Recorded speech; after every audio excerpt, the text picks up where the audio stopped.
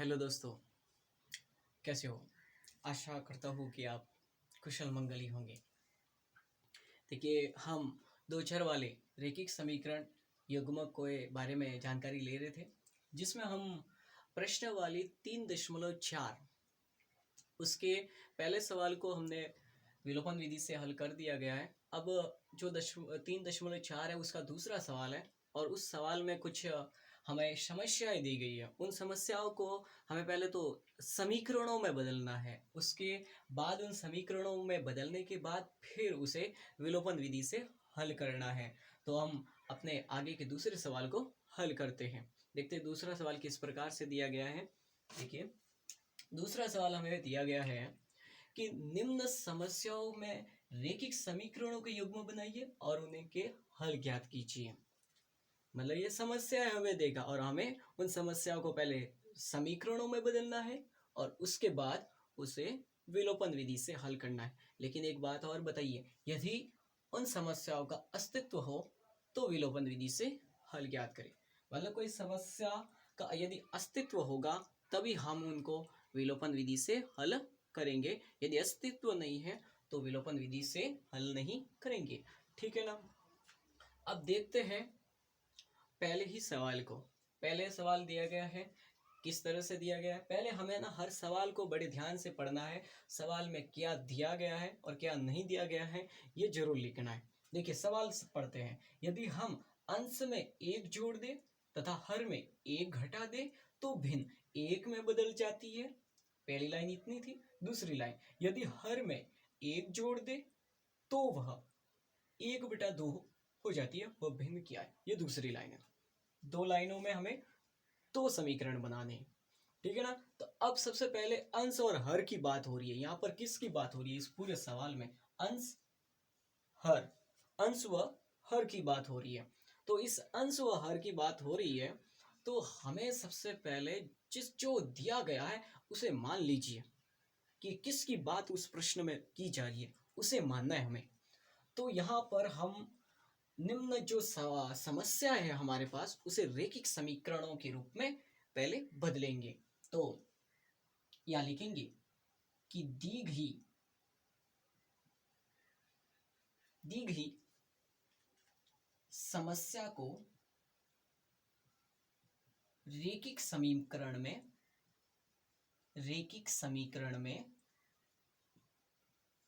बदलने पर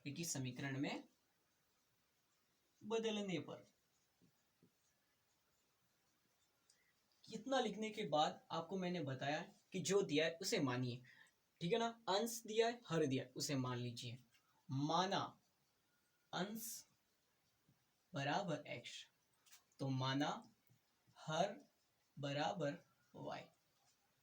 अब अंश में x है, हर में y है, तो लिखना पड़ेगा ये अंश में, ये हर में। अब जो बात कही गई है पहली लाइन में, वैसा का वैसा हम समीकरण को बदलते हैं बनाने में। देखिए क्या लिखा है। यदि हम अंश में एक जोड़ दें, चलिए अंश ये है, माना है हमने x को, और हर y ये है, इसको भी हमने माना है। ठीक है, सवाल में क्या बोला? अंश में एक जोड़ दे। चलो ये जोड़ दिया मैंने एक। फिर क्या बोला है? हर में एक घटा दे। घटाना यानी ये माइनस, चलो मैंने एक घटा दिया। तो भिन्न किसमें? तो भिन्न एक में बदल जाती है। तो इस ये जो भिन्न होगा इसका जो इसको हल करेंगे तो ये एक में बदल जाती है। तो इसका जो रिजल्ट आएगा वो एक में बदल जाता है। ऐसा कभी भी बोले तो ये एक में बदल दिया। ठीक है, अब इसके भी नीचे कुछ नहीं होता तो एक होता है, ये आपको मालूम होगा।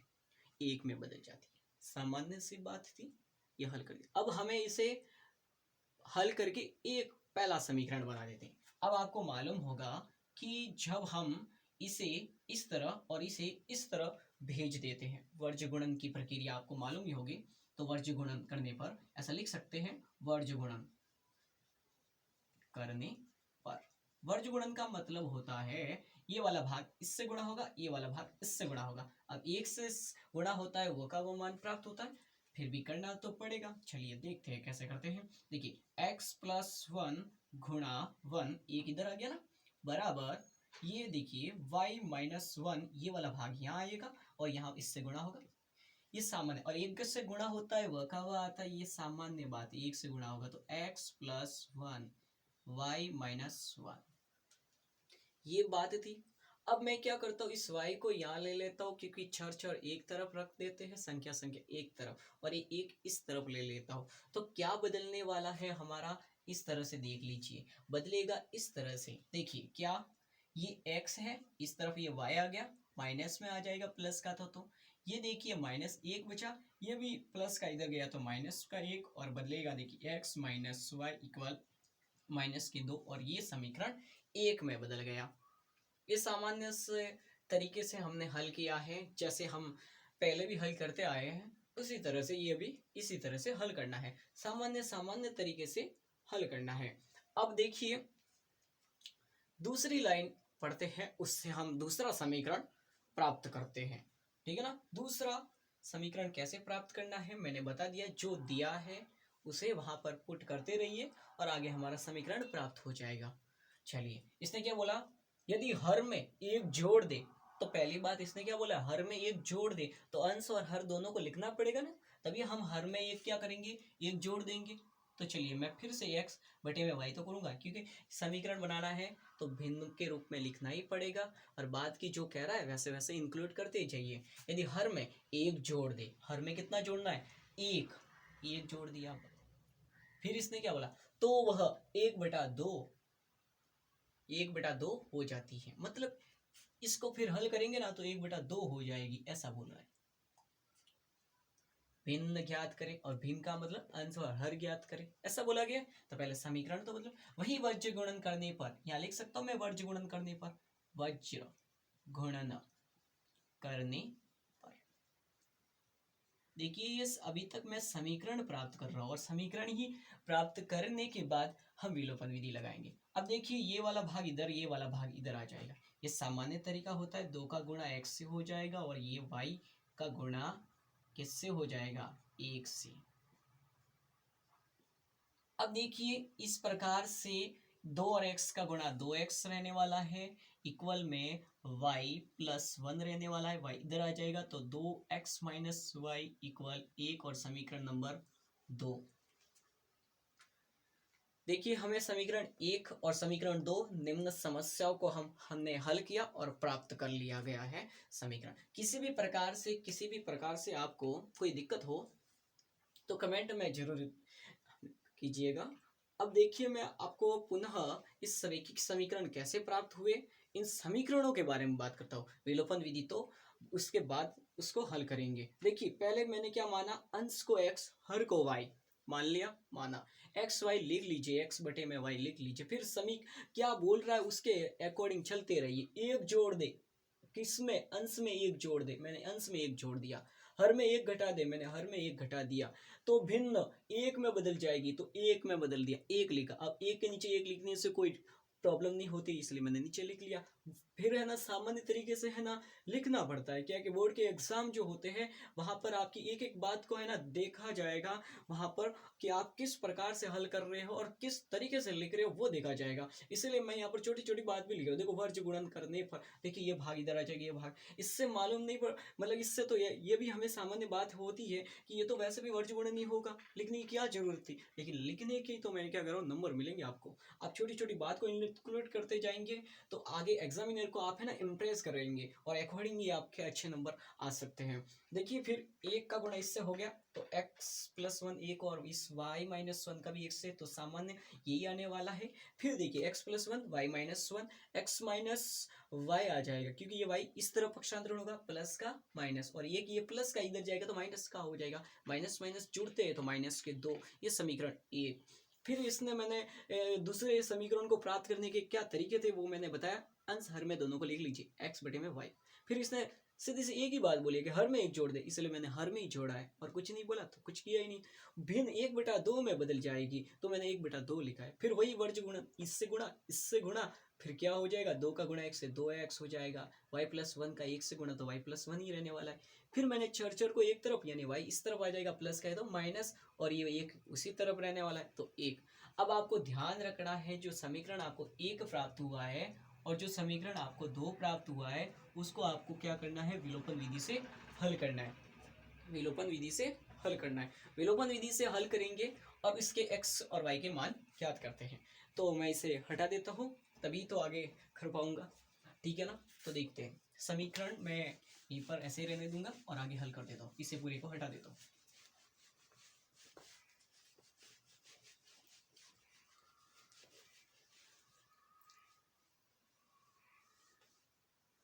देखिए, समीकरण 1 और समीकरण 2 को पहले फिर से वहां नोट कर लेता हूँ। x minus y equal minus के 2 समीकरण नंबर 1 और 2x माइनस वाई इक्वल 1 समीकरण नंबर 2। ये हमारे पास दो समीकरण प्राप्त हो चुके हैं। अब इसे हम विलोपन विधि से हल करते हैं, ठीक है ना। तो अब हम इसे विलोपन विधि से हल करेंगे, तो यह लिख देते हैं, विलोपन विधि से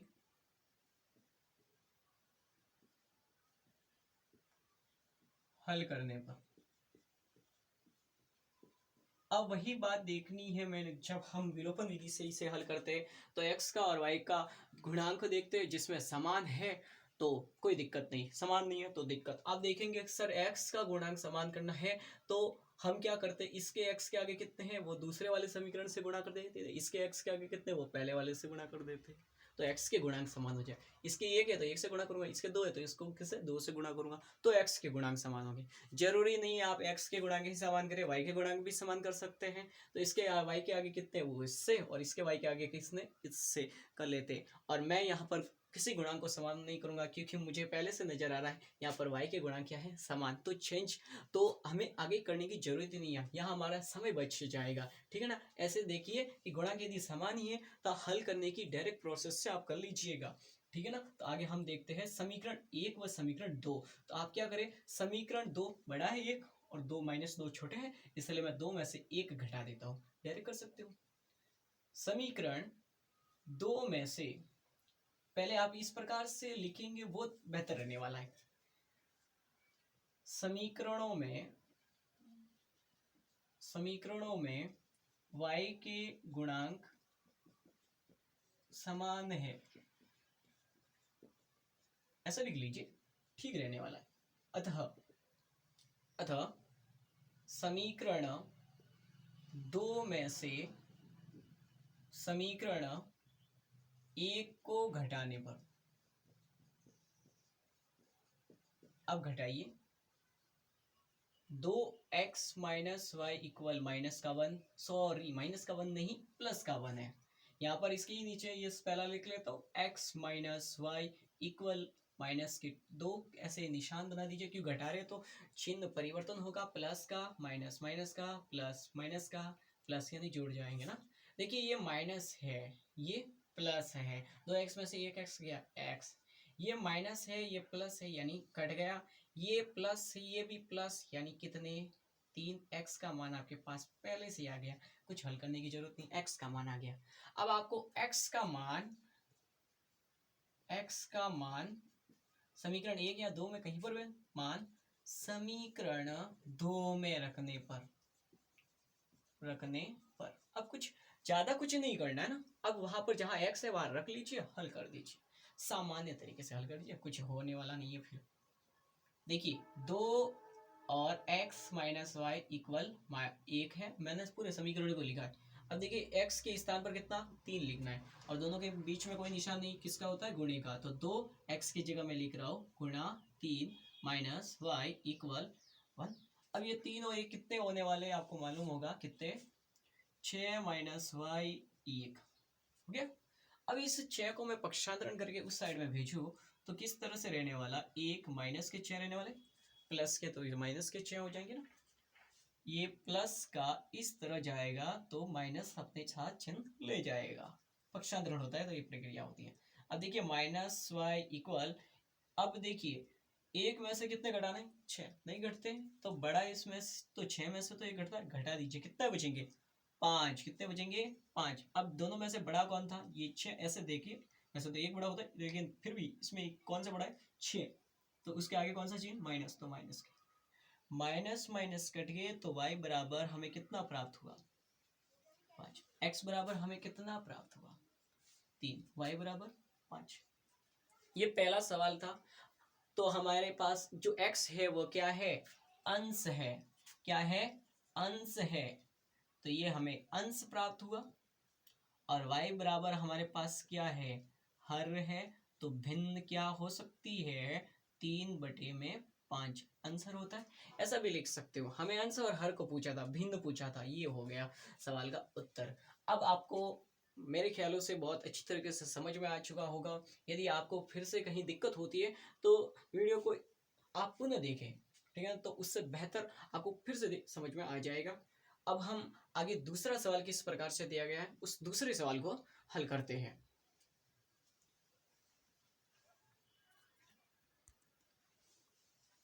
देखिए दूसरा सवाल हमें किस तरह से दिया गया है उसको हम समझते हैं। 5 वर्ष पूर्व नूरी की आयु सोनू की आयु की 3 गुनी थी। 10 वर्ष पश्चात नूरी की आयु सोनू की आयु की 2 गुनी है हो जाएगी। नूरी और सोनू की आयु कितनी है, ऐसा प्रश्न पूछा गया है। इसमें ना दो ही शब्द हमें दिखाई दे रहे हैं। मैंने क्या बोला, पहले शब्द को पकड़ो। शब्द कौन कौन से हैं, इसमें दो ही है। दो लड़कियों के नाम है, एक तो नूरी है, एक कौन है, सोनू है।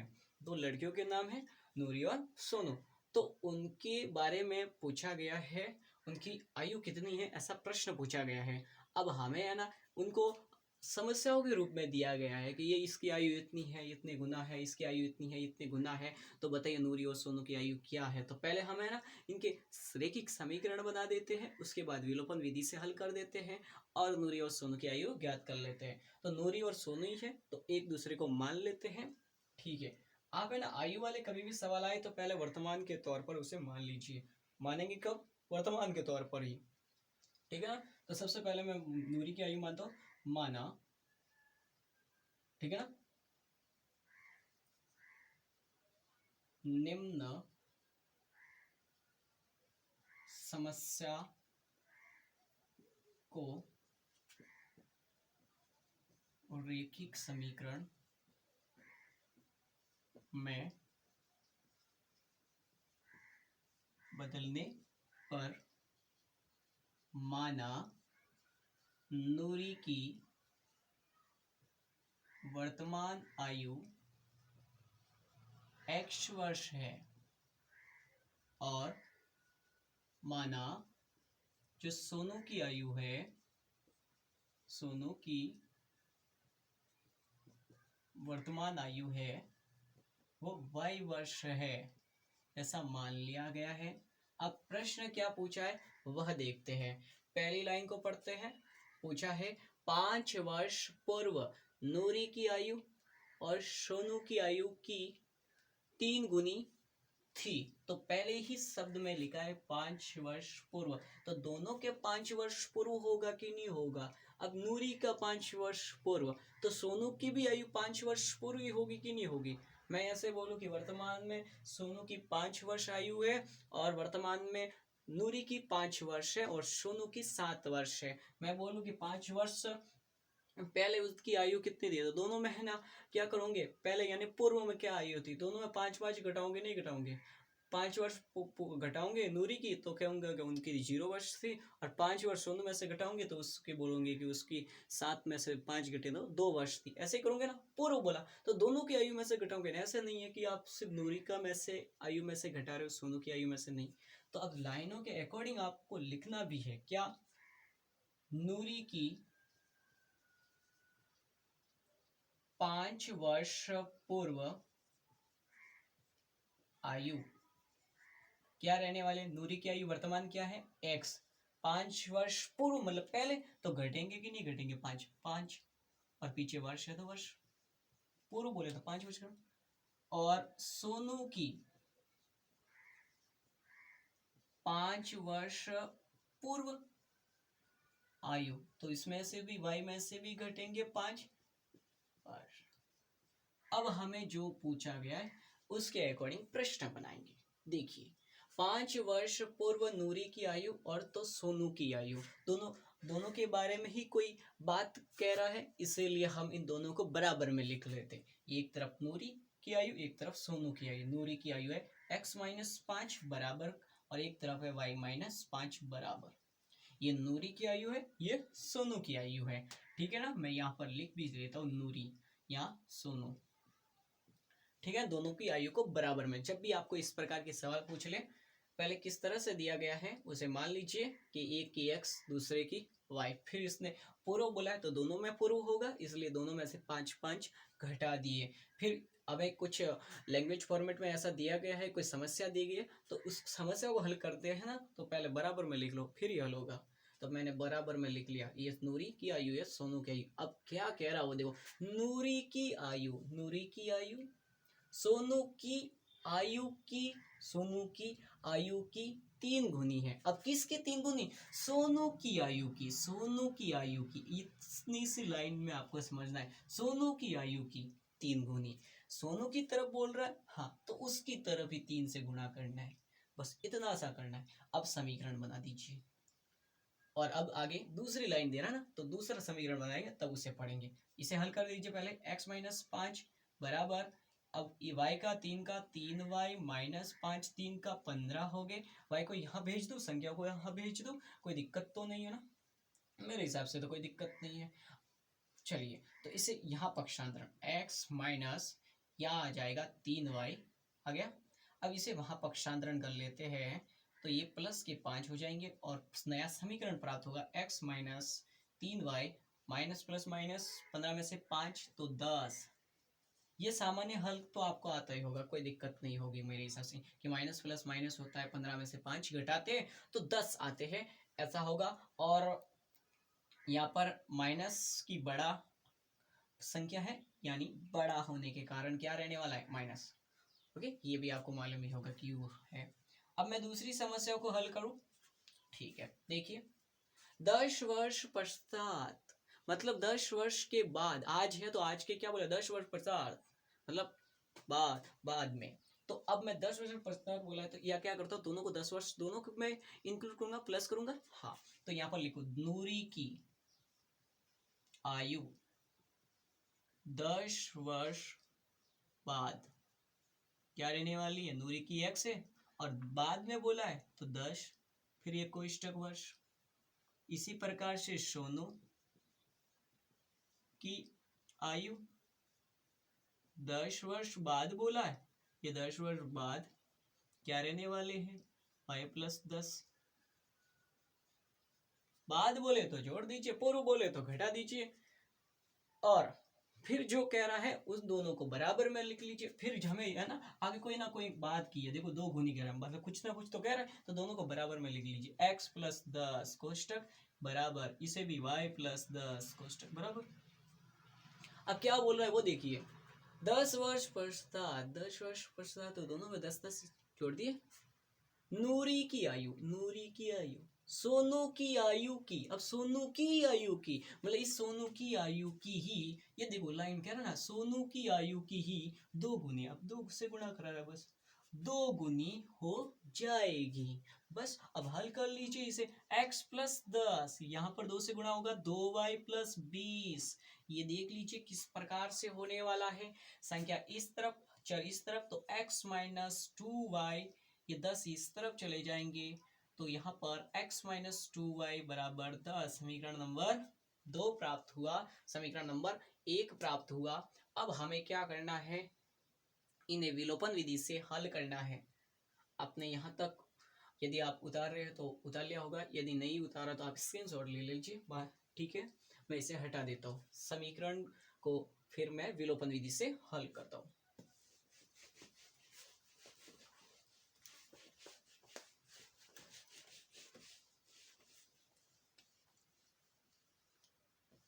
देखिए हमारे पास समीकरण इस प्रकार से है। पहला समीकरण देखिए, x माइनस 3y बराबर माइनस 10, समीकरण नंबर 1, और दूसरा है x माइनस 2y इक्वल 10, ये समीकरण नंबर 2 है। अब मैं इसको क्या करने वाला हूँ, देखिए इन दोनों को विलोपन विधि से हल करते हैं, विलोपन विधि से। अब यहाँ पर देख लीजिए मैं क्या कहता हूँ, विलोपन विधि से करें तो x या y के गुणांक समान होने चाहिए। समान नहीं है तो दोनों गुणांक को एक दूसरे से, उसके आगे क्या है 3 है, तो y को गुणांक को समान करना है, 3 है तो इस पूरे को 3 से गुणा कर दीजिए, इसके आगे 2 है तो इससे 2 गुणा, इससे y के आगे से गुणा कर रहे हैं तो y के गुणांक समान हो जाएंगे, यदि x के आगे से गुणा करें तो x का समान हो जाएगा। अब मैं कह रहा हूँ कि इस x के आगे कुछ नहीं है, इस x के आगे भी कुछ नहीं है, मतलब 1 होता है, ये तो आपको मालूम ही होगा। तो समान ही है गुणांक तो बदलने की बात नहीं है। ठीक है, तो हम मैं कहूंगा यहाँ पर कि x के गुणांक समान है, x के गुणांक समान है। अतः समीकरण, अब देखिए वो वाला बड़ा है, दो में से समीकरण एक को घटाने पर, अब घटाइए किस तरह से रहने वाला, x माइनस 2y 10, इसी के नीचे x माइनस 3y माइनस 10, और ये लाइन मैंने दोनों को क्यों गुणा नहीं किया, क्योंकि पहले से x के गुणांक समान है तो ज़्यादा कुछ नहीं करना है, ये आपको मैंने बताया, यदि नहीं होते तो कर लेते। अब हम देखते हैं, ये प्लस ये minus, minus plus minus plus हो गया, ये प्लस माइनस कट गए, ये माइनस ये प्लस, तो प्लस के 3y में से माइनस के 2y, देखो माइनस है ये प्लस है, क्यों बदला, क्योंकि इस चिन्ह परिवर्तन होते ही आपको मालूम होगा। तो यहाँ पर ये प्लस के कितने हो गए, 3y, कितने हो गए 3y। अब इस 3y में से माइनस के 2y घटेंगे तो एक प्लस का y बचेगा, बचेगा कि नहीं बचेगा, और ये देखिए ये भी प्लस प्लस, तो 20 होंगे कि नहीं होंगे, ये हो गया 20। अब मैं क्या करता हूँ, यहाँ से जो y का मान प्राप्त हुआ है वह या तो एक में या फिर दो में कहीं पर भी लिख सकता हूँ। मैं समीकरण दो में रखता हूँ, समीकरण दो में y का मान रखने पर, अब समीकरण दो लिख लीजिए, x माइनस 2y बराबर 10, यहाँ y यहाँ लिख लीजिए इसका मान, x माइनस 2 गुणा 20 बराबर 10 हो जाएगा। 20 का गुणा 2 से गुणा होगा तो कितना हो जाएगा, 20 2 40, कितने हो जाएंगे 20 2 40। अब यहाँ देख लीजिए x माइनस 40 बराबर 10, गुणा किया मैंने, कुछ नहीं किया, 20 2 40। अब माइनस के इस तरह जाएंगे तो क्या रह जाएगा, प्लस के 40, और x बराबर क्या रह जाएगा 50। अब हमें मालूम है कि ये y और x हमें प्राप्त हो चुके हैं। अब हमें क्या, x किसे माना था, y किसे माना था, x माना था नूरी की आयु, x यानी नूरी की वर्तमान आयु थी, तो क्या रहने वाला है, x बराबर क्या 50 वर्ष, ये देख लीजिए। y यानी सोनू की आयु, सोनू की वर्तमान आयु क्या है y, तो यहाँ पर y है तो कितना है 20 वर्ष प्राप्त हो चुका है। इस तरह से हमने कर लिया। देखिए समीकरण बदलने के बाद तो हमारे लिए काफी इजी तरीके से हो जाता है। खास बात हमें ध्यान रखना है कि हम उन समस्या को रेखिक समीकरण में कैसे बदलें। समस्या सामान्य होती है, सिर्फ सोचने का फर्क होता है कि हम उस समस्या को कितने बड़े तरीके से सोच रहे हैं। सामान्य सामान्य तरीके से बात समझते जाइए, आराम से हो जाएगा। जितना आप ज़्यादा उस ऐसे सवाल की प्रैक्टिस करेंगे तो ऐसे सवाल आराम से हो जाएंगे, कोई दिक्कत ही नहीं है जैसे सवालों में। देखते हैं आगे।